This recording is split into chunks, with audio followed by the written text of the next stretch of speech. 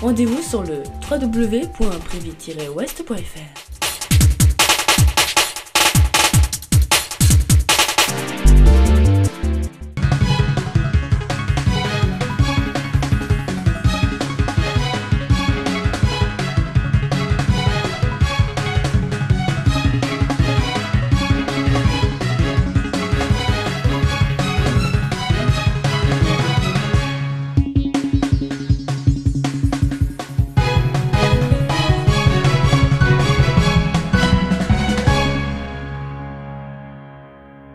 Mercredi 12 mai 2010, de fortes chaleurs font 2 morts en Birmanie.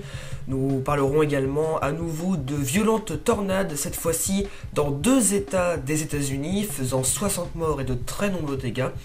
Et nous finirons avec la journée la plus froide pour un mois de mai, celle du mardi 11 mai 2010 avec des températures très basses. Le Myanmar est encore en proie de fortes chaleurs qui ont provoqué la mort d'au moins 2 personnes ces derniers jours.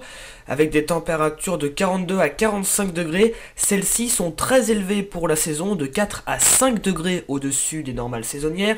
Les autorités ont recommandé aux personnes de rester chez elles à l'abri de la chaleur.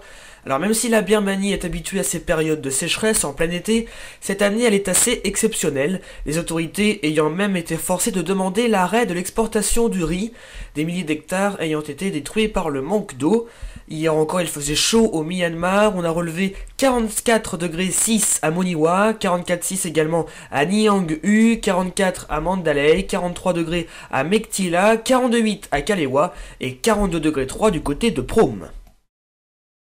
Une ligne orageuse assez puissante a généré une série de tornades dans les plaines centrales des États-Unis.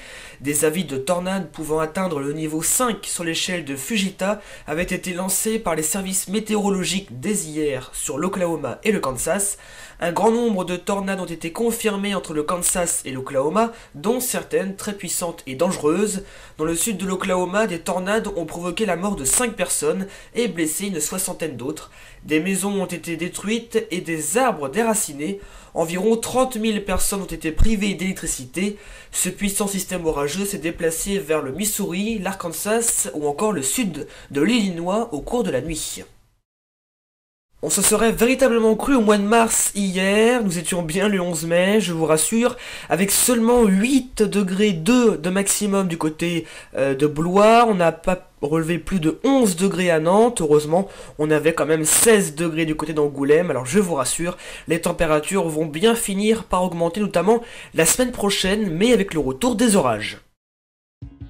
Cette édition touche à sa fin, merci à vous de l'avoir suivi, bon pont de l'Ascension si vous avez la chance de le faire, on se retrouve ce week-end, plus précisément samedi 15 mai pour un nouveau journal, à samedi et bonne fin de semaine.